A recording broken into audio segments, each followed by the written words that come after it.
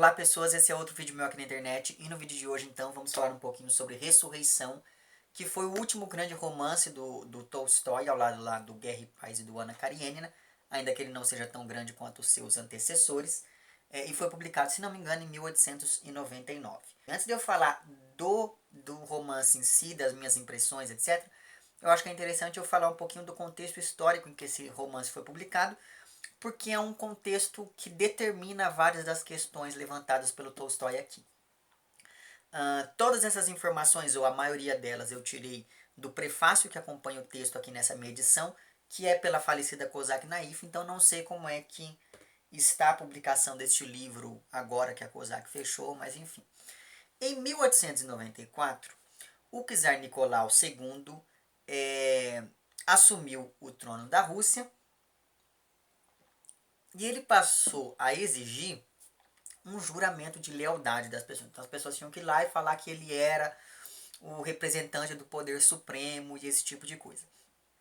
O que acontece é que nesse mesmo período começou a se articular ali na Rússia uma seita cristã que se opunha radicalmente a ideias como propriedade do governo, propriedade privada, ao poder do Estado e da Igreja, e acreditavam fortemente que a sociedade ideal seria aquela em que as pessoas pudessem viver tendo um estilo de vida extremamente simples, democrático e igualitário.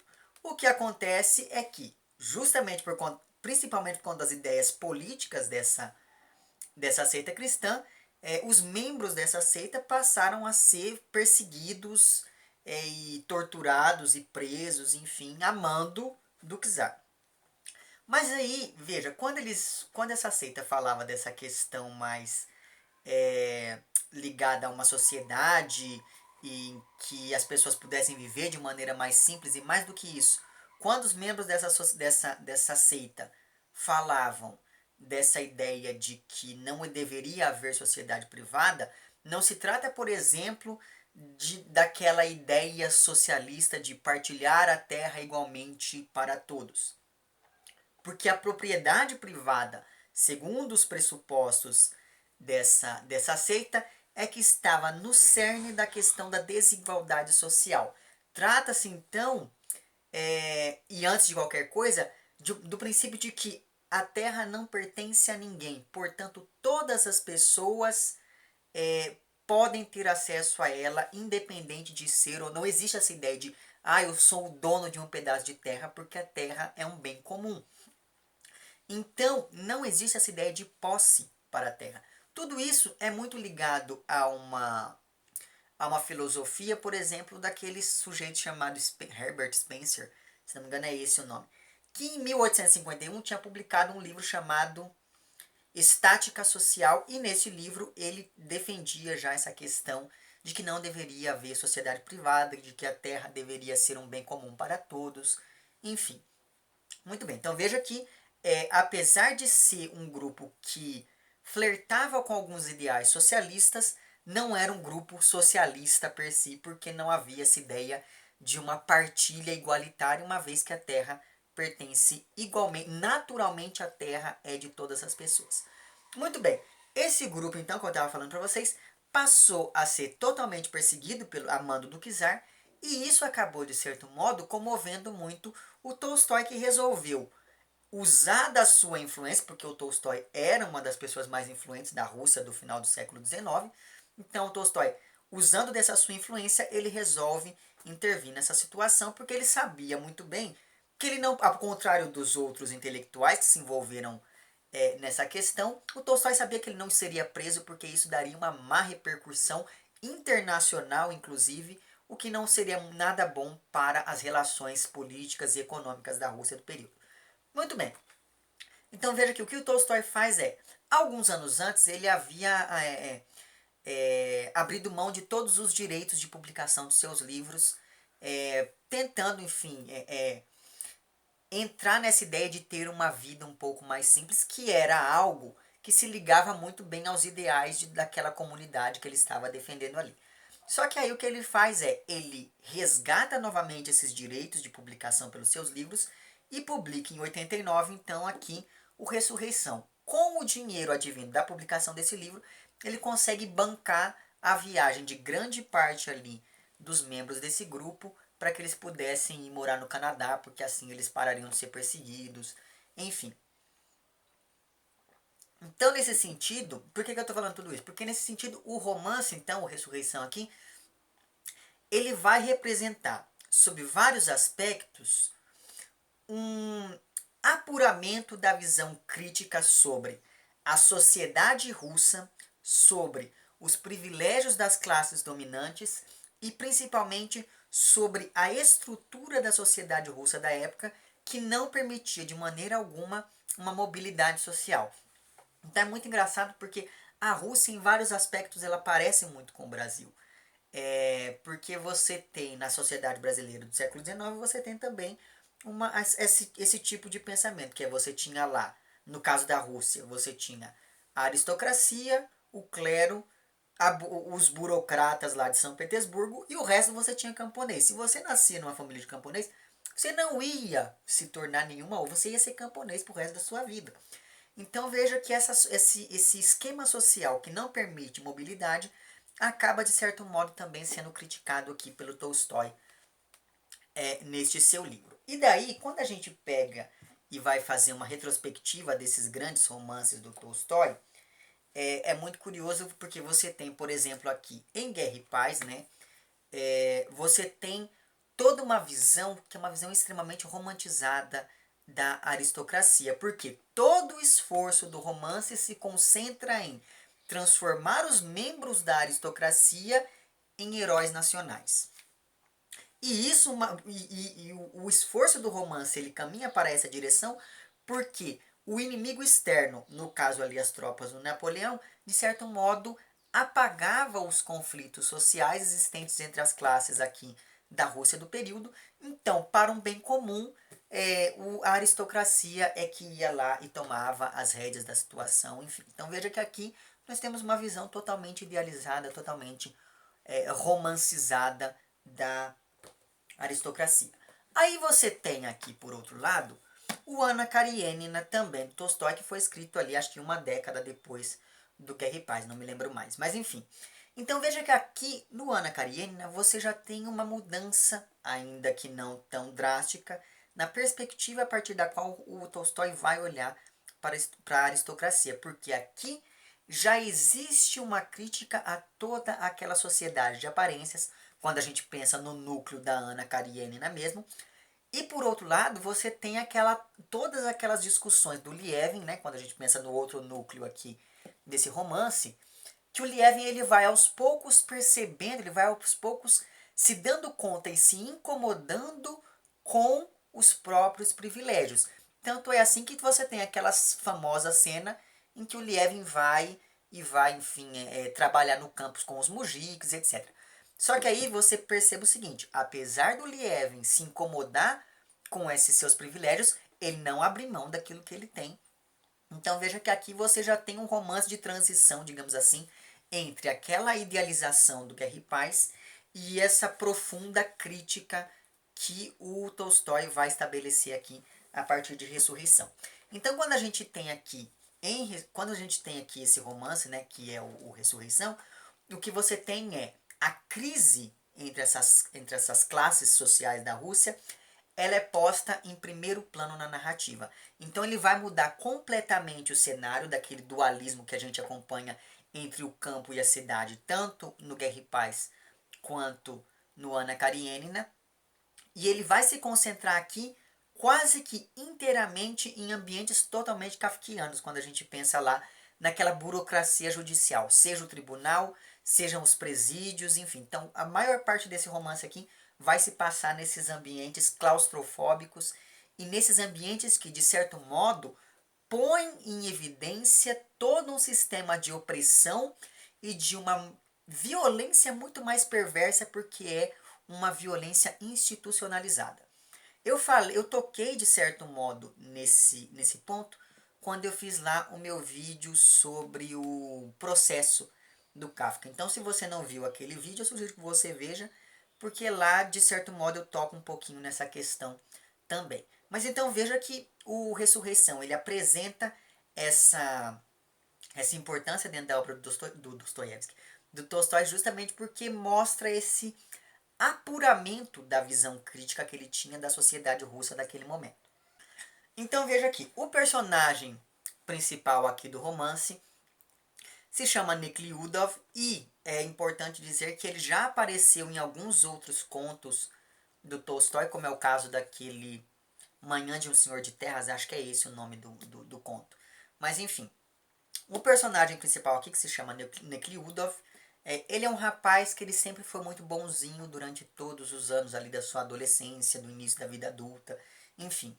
Um dia esse sujeito ele vai passar ali umas férias na casa das tias, e quando ele chega na casa das tias ele acaba se deparando com a Catiúcia, que é uma órfã que foi meio que semi-adotada pela família ali, porque os pais dela morreram na propriedade dessas tias, e essas tias passaram então a cuidar dessa menina. Então, elas educaram a menina, só que ao mesmo tempo a menina servia ali meio que como uma criada da casa. Muito bem, o que acontece é que o Nekliudov e a Katiúcia vão nutrir um sentimento amoroso ali um pelo outro, e é muito curioso porque o amor entre ambos ele vai florescer de maneira mais evidente, digamos assim, justamente durante a celebração da Páscoa Ortodoxa Russa, que é uma festa que, de certo modo, vai dissolver a distância entre as classes sociais e vai, nesse sentido, permitir a aproximação entre pessoas de classes diferentes. Então, o momento ali da festa da Páscoa Ortodoxa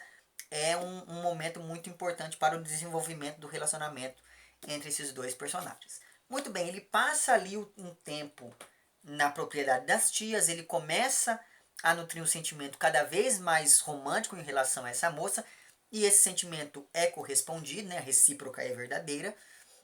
Só que aí o que acontece? E é um sentimento totalmente puro, e a mãe desse sujeito, ela fica até com medo de que ele queira se casar com ela, mas com a moça. Só que o Nekliudov, ele vê a Katiúcia de uma maneira tão idealizada que ele nem cogita a possibilidade de se casar com ela, porque ele não se acha digno disso.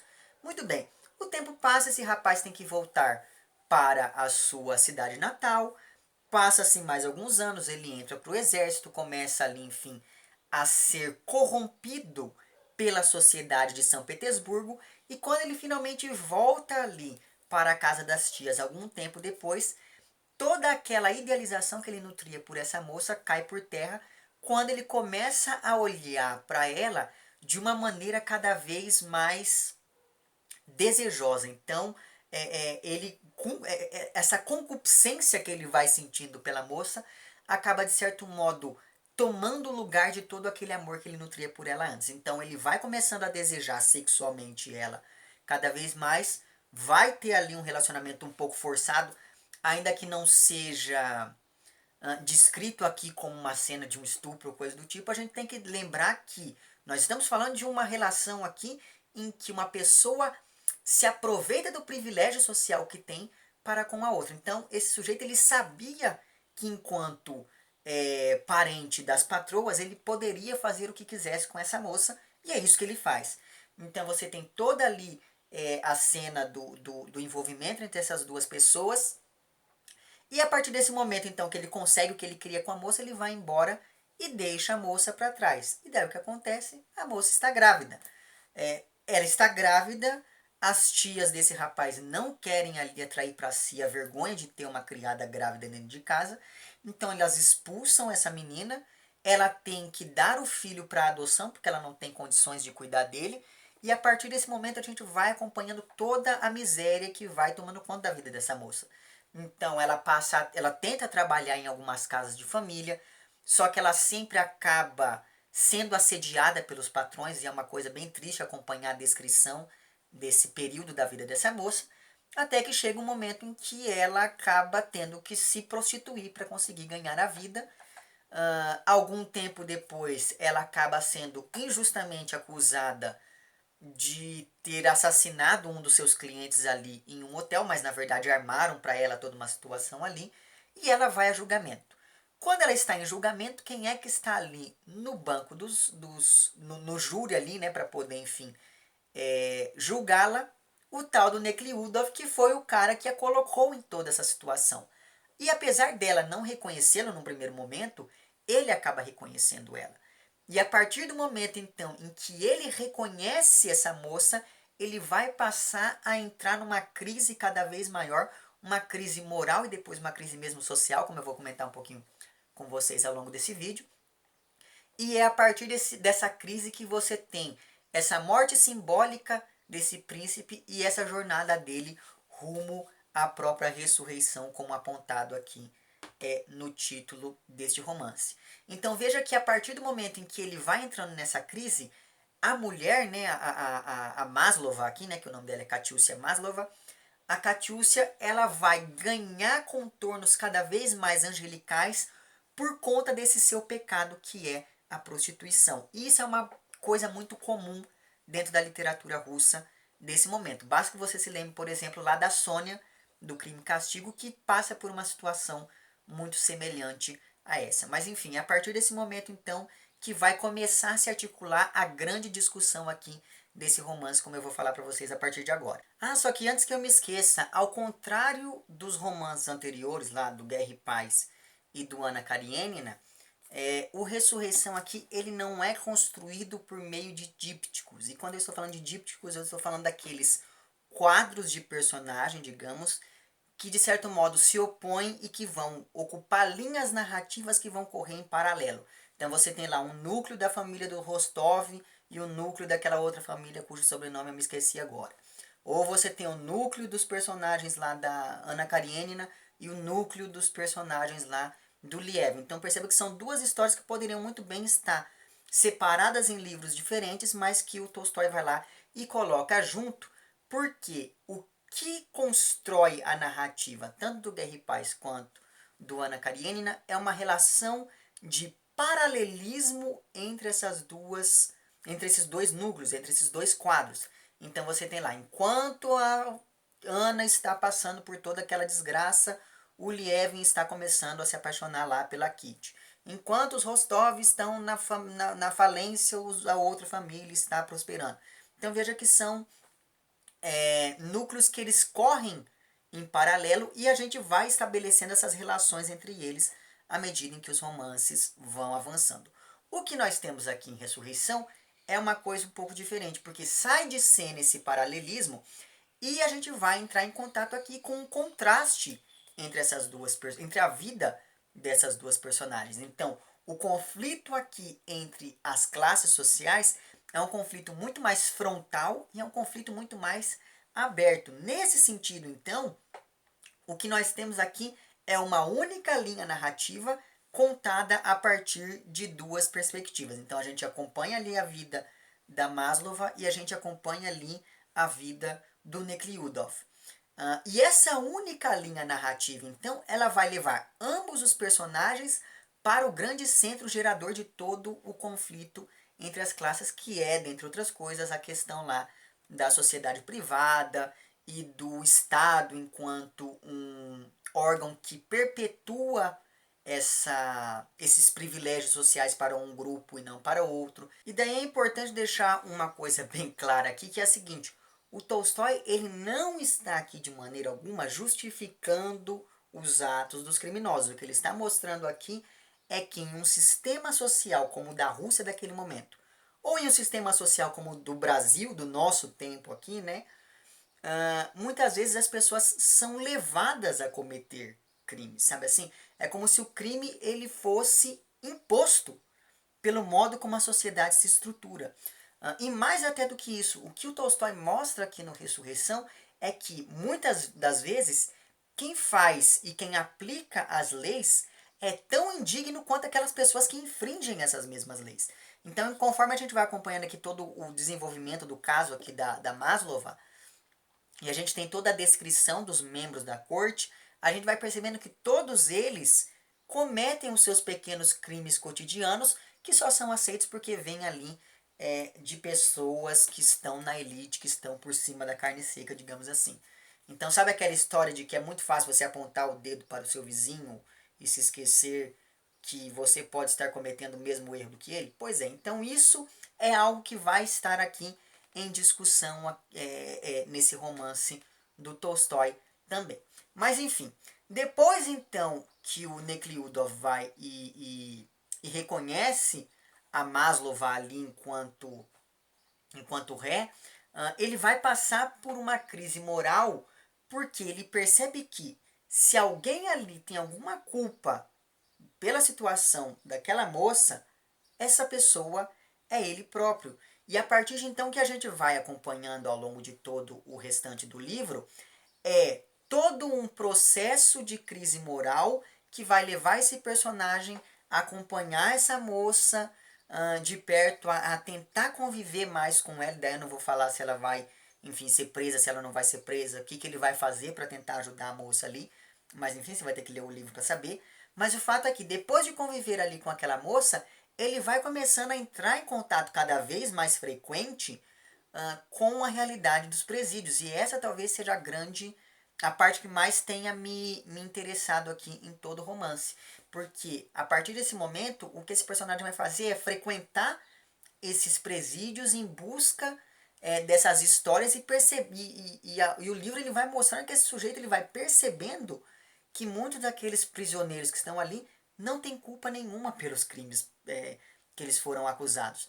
Então veja que é muito curioso como que o Tolstói vai construindo essa narrativa a partir do olhar dessas pessoas da elite que vai aos poucos se aproximando dessas camadas mais desfavorecidas e vai tentando ajudar essas camadas mais desamparadas, mais desfavorecidas. E há uma série de histórias aqui que ele vai com as quais ele vai entrando em contato, que são histórias muito tristes, sobretudo de um menininho ali dos seus 12, 13 anos, que está ali em uma situação bem complicada em um lugar como esse. Mas enfim, e é claro, essa crise toda chega a tal ponto que o Nekliudov, ele chega inclusive a ceder grande parte de suas terras aos camponeses que moravam ali, numa tentativa de redenção social. Então, ele já havia feito isso quando ele era mais novo, ele tinha recebido uma herança de família, doou grande parte dessa herança para os camponeses, e agora, depois de toda essa crise, ele tenta fazer a mesma coisa, só que ele não tem tanto sucesso assim, porque a situação ali daquelas pessoas é tão. A estratificação social da Rússia daquele período era tão forte que aquelas pessoas olham para esse gesto com uma certa desconfiança. E pensando nessa questão dessa redenção social por que passa esse personagem, isso é muito importante porque o que a gente vai acompanhando à medida em que esse romance vai se passando é que o Nekliudov ele vai passar de um motivo totalmente individual, ele vai passar de um amor totalmente individual e vai caminhando rumo a uma preocupação mais coletiva, a uma preocupação, a um amor pela coletividade, a um amor pela sociedade de uma maneira geral. Então essa luta interna, essa luta psicológica que a gente acompanha, ela vai aos poucos dando espaço a toda uma luta social quando esse personagem vai abrindo mão de todos aqueles privilégios que ele foi acumulando ao longo de toda a vida. Só que aí nós temos um outro dado que apesar de tudo isso, é muito curioso porque em momento algum ele pergunta para a Maslova se é isso que ela quer mesmo. Ou seja, ele faz todas essas boas ações muito mais para se sentir bem consigo próprio do que e com a própria consciência do que de fato para ajudar somente aquelas outras pessoas. E daí uma coisa que me chamou bastante atenção é a seguinte: este romance aqui, ele tem 4 epígrafes retiradas da Bíblia. São elas então um trecho aqui de Mateus capítulo 18, versículos 21 e 22, que diz: Então Pedro aproximou-se e disse: Senhor, quantas vezes devo perdoar o meu irmão que pecar contra mim? Até 7 vezes? E Jesus lhe respondeu: Não digo até 7, mas 70 vezes 7. Segunda epígrafe, Mateus 7, versículo 3. E por que reparas no cisco no olho do teu irmão e não sentes o tronco que está no teu olho? Terceira epígrafe, João 8, versículo 7. Aquele que entre vós não tiver pecado, atire nela a primeira pedra.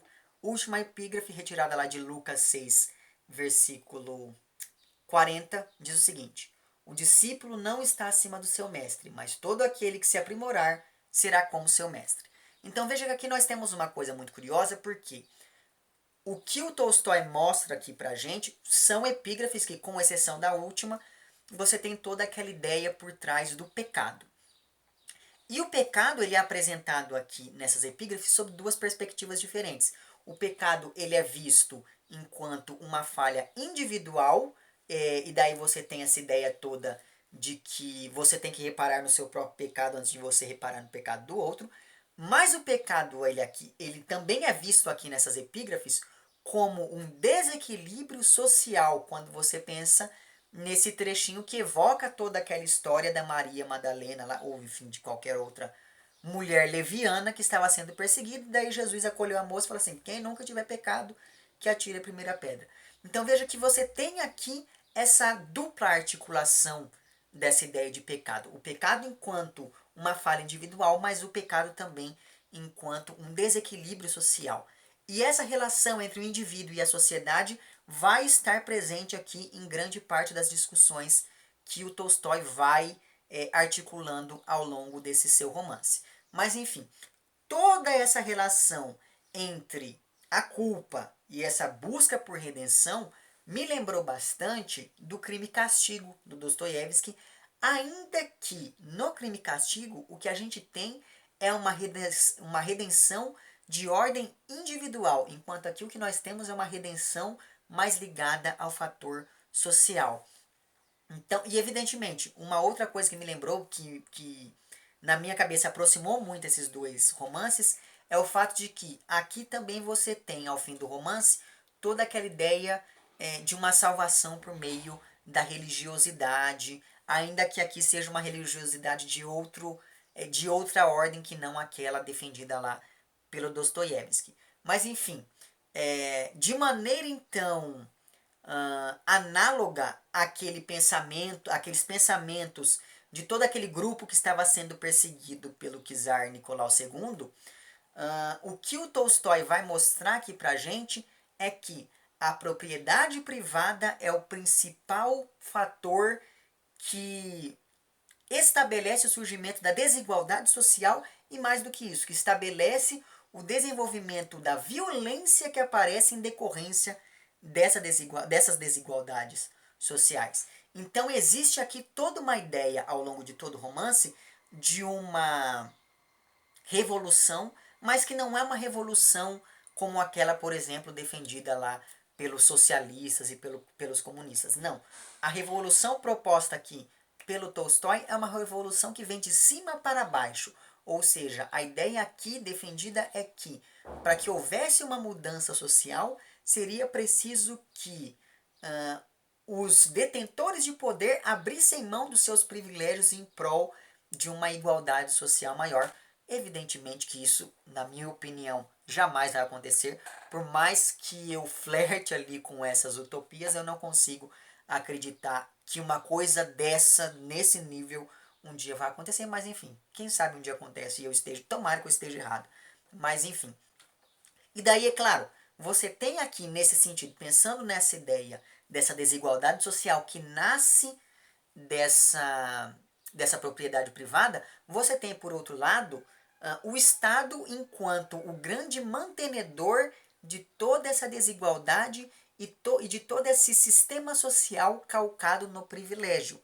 O Estado, então, aqui, ele é visto como uma instituição falida, sustentada pelas relações de favor e principalmente mergulhada até o pescoço em corrupção. Então veja que a coisa não mudou tanto assim, apesar de nós nem estarmos na Rússia, mas ainda assim a coisa caminha do mesmo modo aparentemente. Então veja que a grande ressurreição por que passa aqui esse personagem, ela se dá, como eu falei para vocês no início desse vídeo, depois dessa morte simbólica pela qual esse príncipe vai passar, e depois disso, em meio a toda aquela crise, a gente vai acompanhando então ele tentando aos poucos alcançar essa elevação espiritual por meio de um tipo de vida um pouco mais simples do que aquele que ele tinha até então. Nesse sentido, então, todo o deslocamento que a gente vai acompanhar aqui desse personagem não é apenas um deslocamento geográfico, ele não vai simplesmente mudar de lugar. O deslocamento aqui representa também uma mudança de atitude e de pensamento diante de toda a desigualdade social. Então, isso é uma coisa que eu falei, se não me engano, naquele meu vídeo sobre os contos da cantuária lá do Chaucer. Que é aquela ideia de que peregrinar não é simplesmente você sair vagando, andando a esmo. Não. Peregrinar é você sair andando movido por uma motivação de extrema importância. Então, uma peregrinação é uma jornada. Não importa para onde você vai. O que importa é que você está indo e o que acontece ao longo dessa jornada que você empreende até chegar àquele seu objetivo. E é mais ou menos essa ideia de peregrinação que a gente vai acompanhar aqui nesse romance. Novamente, uma peregrinação que não é apenas geográfica, mas é uma peregrinação social, moral, psicológica e por aí vai. Enfim, e ao longo desse romance, então, isso é já para ir encaminhando o vídeo para o final. Ao longo do Ressurreição aqui, a gente tem ainda uma série de dualismos. Quando a gente, por exemplo, pensa nessa questão da terra, que é vista ora como um bem comum, ora como propriedade privada. Você tem essa dualidade na própria Maslow, que ela é vista ora como uma mulher idealizada, ora enquanto uma fêmea que você só pode usar ali, enfim, para poder satisfazer os próprios desejos. E essa dualidade dessa personagem fica evidente desde a caracterização física dela, porque a Maslow ela é estrábica. Então essa ideia de um olho olhando para um lado e o outro olho apontando para o outro dá essa ideia dessa personagem dividida, dessa personagem cingida, que vai também afetar ali o Nekliudov, porque você tem ali um sujeito que ele tem uma natureza boa, mas por outro lado você tem ali essa dualidade que é ele enquanto esse sujeito que vai sendo pervertido pelo meio social no qual ele está inserido. E a última grande dualidade, o último grande dualismo que aparece aqui e que aparece desde o início do romance é um dualismo entre a sociedade e a natureza. E isso aparece, como eu falei para vocês, logo no início do romance. Então eu vou ler aqui um pedacinho, o trechinho inicial desse livro para vocês. Por mais que aquelas centenas de milhares de pessoas amontoadas num espaço pequeno se empenhassem em estropiar a terra sobre a qual se comprimiam, por mais que atravancassem a terra com pedras para que nela nada crescesse, por mais que arrancassem qualquer capinzinho que conseguisse abrir caminho para brotar, por mais que esfumaçassem o ar com carvão e petróleo, por mais que cortassem árvores e expulsassem todos os animais e os pássaros, a primavera era a primavera, mesmo na cidade. O sol aquecia, a relva crescia, reanimando-se e reverdejava em toda parte onde não fora arrancada, não só nos gramados dos bulevares, mas também entre lajes de pedra, e as bétulas, os álamos, as cerejeiras desdobravam suas folhas viscosas e aromáticas, as tilhas estufavam os brotos que rebentavam, as gralhas, os pardais e os pombos, na alegria da primavera, já preparavam os ninhos e as moscas zumbiam junto às paredes aquecidas pelo sol. Também estavam alegres as plantas, as aves, os insetos e as crianças. Mas as pessoas crescidas, adultas, não paravam de enganar e atormentar a si mesmas e umas às outras. Achavam que o sagrado e o importante não era aquela manhã de primavera. Não era aquela beleza do mundo de Deus, concedida para o bem de todos os seres. Beleza que predispunha para a paz, a concórdia e o amor. Mas sim que o sagrado e o importante era aquilo que elas mesmas inventaram a fim de dominarem umas às outras. Então é desse modo que começa aqui esse romance. E daí você tem uma coisa muito curiosa, porque a partir da imagem desse primeiro dia da primavera, você já tem essa ideia da ressurreição em todas as adversidades aqui, né? Apesar de todas essas coisas, a primavera consegue resistir ali. Outra questão que já aparece logo nesse primeiro parágrafo do texto é essa oposição entre o bem e o mal, entre o natural e o social, entre o divino e o humano, e por aí vai. E aqui também você já tem um dado já se aponta aqui para o fato de que existe algo errado com essa sociedade que se preocupa muito mais em criar elementos de dominação do que em aproveitar, em desfrutar da beleza daquele dia e esse tipo de coisa. E daí, estruturalmente falando, você tem outra coisa que é muito curiosa, que é a repetição dessa sentença que é por mais que, por mais que, por mais que, evoca toda uma ideia de um sistema que vai organizar e que vai naturalizar todos aqueles comportamentos destrutivos que são, de certo modo, anunciados por esses 1, 2, 3, 4, 5, por esses 6 verbos aqui dessa oração principal, que são estropiar, atravancar, arrancar, esfumaçar, cortar e expulsar. Então veja que a partir do momento em que você tem essa repetição, você tem, por um lado, toda aquela monotonia e você tem também essa ideia de que essas ações são frequentes, essas ações são vistas com naturalidade por todas essas pessoas. Então veja que toda a ideia de ressurreição e todas essas oposições que vão aparecer ao longo de todo o romance já estão presentes desde aqui esse primeiro parágrafo. E é claro, uma outra coisa, e agora sim para encerrar mesmo esse vídeo, uma coisa que me chamou bastante atenção aqui é a linguagem. A linguagem ela vai se tornando cada vez mais seca, justamente para lembrar algo daquele estilo jurídico, daquele estilo burocrático. Porque afinal de contas nós estamos aqui falando de um livro cuja maior parte das ações se passa em ambientes burocráticos, seja num tribunal, seja na cadeia, em lugares como esses. Então veja que essa linguagem também vai se adaptando muito bem a todos os locais pelos quais vai passar aqui esse personagem central. Enfim, não sei se você percebeu, mas eu gostei bastante da leitura deste livro aqui. Eu acho que é uma leitura extremamente necessária até hoje em dia. É uma leitura que ainda tem muito a nos dizer, né? Infelizmente, até hoje em dia. E é justamente por conta disso que eu recomendo fortemente que você também leia este romance, porque você não vai perder nada com isso. Enfim, não vou falar mais nada, né? Enfim, eu gostei desse romance também porque ele, de certo modo, dialoga muito com os meus ímpetos comunistas, digamos assim, não é? A gente tem sempre aquela ideia errada de que porque o comunismo não funcionou, porque o socialismo foi implementado de maneira equivocada, o capitalismo é a melhor coisa do mundo. A coisa não é bem assim, não é mesmo?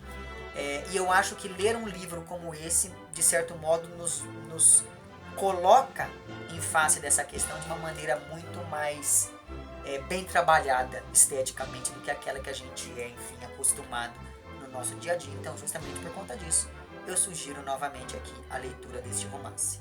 Certo? Enfim, é isso. Se você gostou desse vídeo, não esqueça de curtir e de compartilhar. Nossa, eu falei tanto que minha garganta tá doendo. Se você gostou do vídeo, não esqueça de curtir e de compartilhar. Caso não tenha gostado, não esqueça de dizer também lá embaixo porque você não gostou. Se você está inscrito no meu canal, muito obrigado pela sua inscrição. Caso não esteja inscrito, se inscreva também lá embaixo. É isso. Um amplexo para vocês todos. Até o próximo vídeo e tchau.